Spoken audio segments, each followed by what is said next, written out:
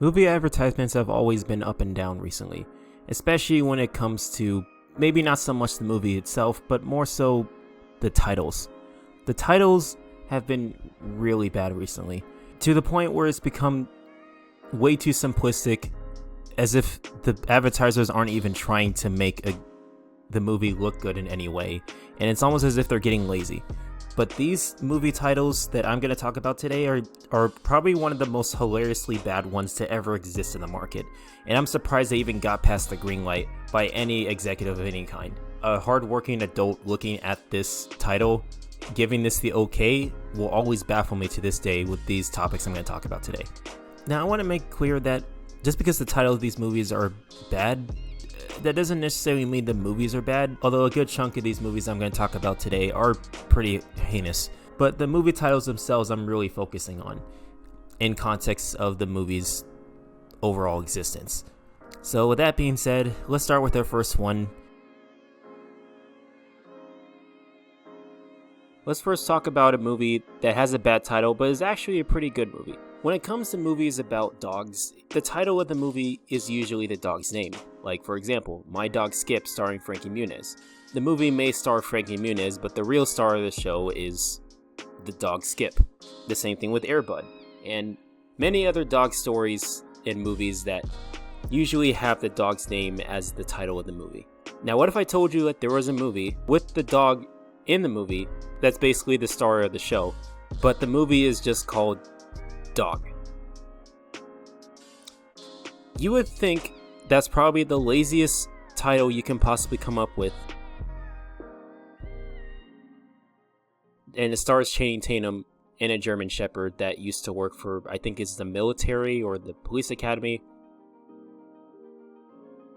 My point is, they named the movie Dog, but not the name of the dog character. The character in the movie, the dog, his name is Lulu, which I guess can sound like a pretty girly name, so calling it Lulu would sound like it's a kid's story, but it's really supposed to be for a much more older audience, people who like dogs. But everybody likes dogs, so I'm not sure why you would exclude kids out of this situation. I mean, it is a PG-13, so I guess anyone can watch this as long as you're with your parents.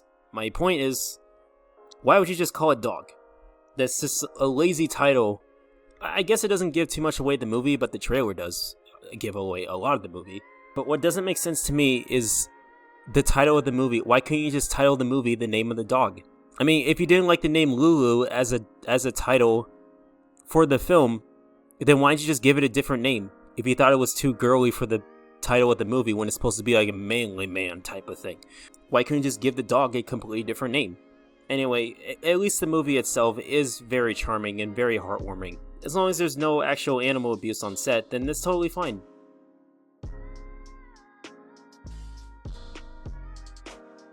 Now we have another surprisingly good movie, but with a horrible title. Now we got people on motorcycles. That's kind of give the feel of like the Sons of Anarchy sort of thing, and that's actually pretty cool.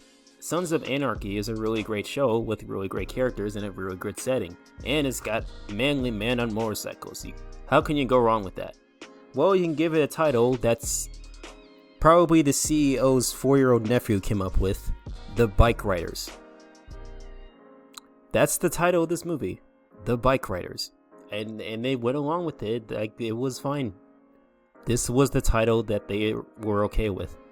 You know, it's a good thing it was the 4-year-old nephew, because I'm pretty sure if an adult 40-year-old man came up with this title, they would probably be booted out of the freaking window, because that is the most embarrassing title we can possibly come up with. That is just really sad and pretty hilarious for you to think that this was okay. I mean, it's more hilarious that they just ran with it and just said, yeah, we'll just call it The Bike Riders. The Bike Riders doesn't sound like people on motorcycles. It sounds like people on freaking bicycles with training wheels on them. Like, you expect me to find that threatening or exciting? I mean, seriously. Anyway, it's a decent movie if you want to watch it. You can still enjoy for what it is. It's totally fine. I just think Bike Riders, really?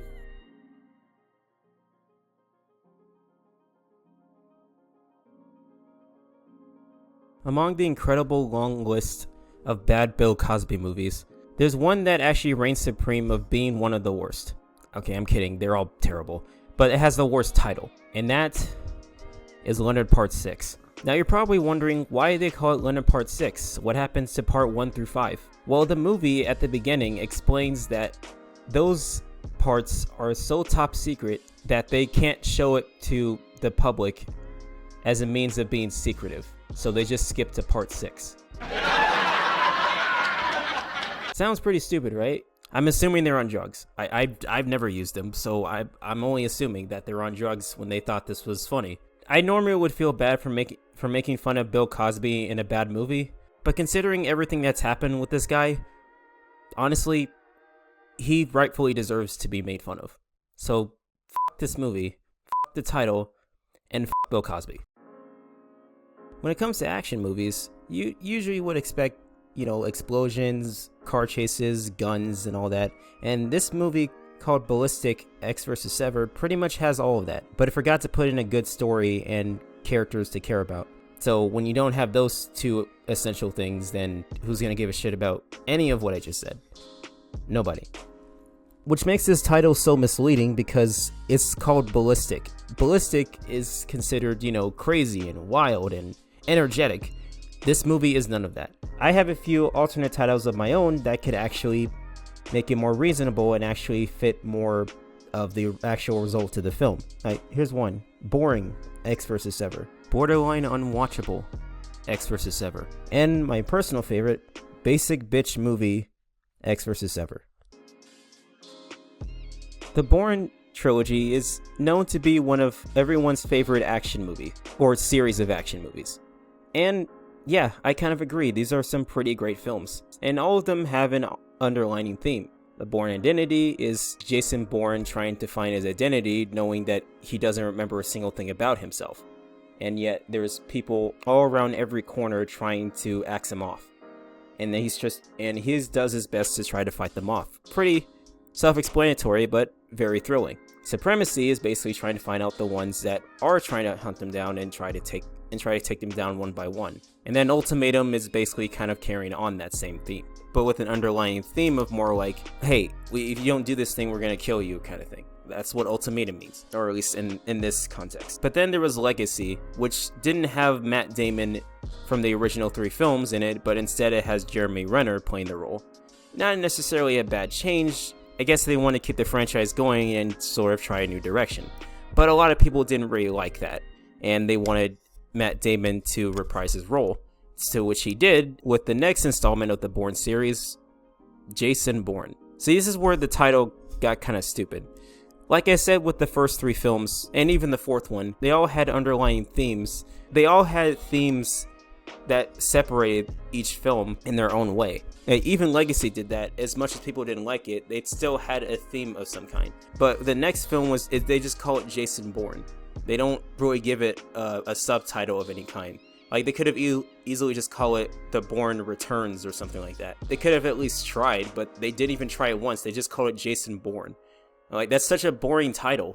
Like, why couldn't you just put more effort into it? I think the only reason why they did it is just they're trying to appease their audience because people didn't like the last Bourne movie because Matt Damon wasn't in that film. And this is just kind of making up for that. I just think it's sort of a weird reason to make the film in the first place. I mean, the movie itself is somehow even more boring than the last one. It's just a bad title in its own context. It's not the absolute worst title, but it's just boring. I get secondhand embarrassment from reading this title. And I'm embarrassed for the people that actually worked on it. I'm especially embarrassed for people who actually paid money to actually watch this hunk of shit. With the title that's so laughably bad that I don't even understand how it even got past anywhere among the masses. It's just absolutely an embarrassment to cinema and to the human race.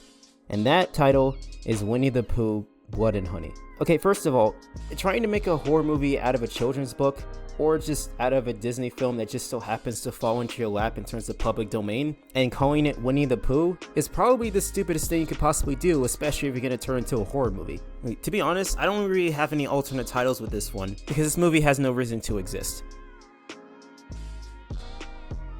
Cocaine Bear is one of those titles that has a dumb, funny, clever idea, I guess, but it doesn't really do much to present the film in a way that makes it look interesting or fun in any way, mostly because the title basically gives it away. It's a bear that did cocaine. I'm surprised they even have the word cocaine in the title. I don't think I'm allowed to even say the word on YouTube. But then again, I'm a small little speck in the YouTube spectrum, so maybe they won't care as much. But my point is, it's a stupid title. It just basically gives it away. It gives you little reason to even watch the film anyway. So with a title like that, like, you don't really have much of a reason to watch the film at that point. And now we get to one of the absolute worst movie titles to ever exist in any form of media. Tell me. Bye-bye, man. They say never judge a book by its cover, and this movie attempts to create an embarrassing title to be taken seriously in hopes that it won't be judged in terms of how it's presented. But ironically, because of how bad the title is, it managed to be even more hilarious, just as hilarious as the movie's presentation and execution. It's one of the most embarrassingly bad uses of movie advertisements as well as filmmaking to ever exist on the market. But you want to know what the sad thing about that is? It actually made its money back and somehow has a pretty high score of an RT score of like 23%. I think it deserves negative fucking 45. Are you kidding me? This is the worst movie this is the worst movie and movie titles to ever exist. This is just an embarrassment to cinema. Like, why would you even let this happen? But they did it. They let it happen.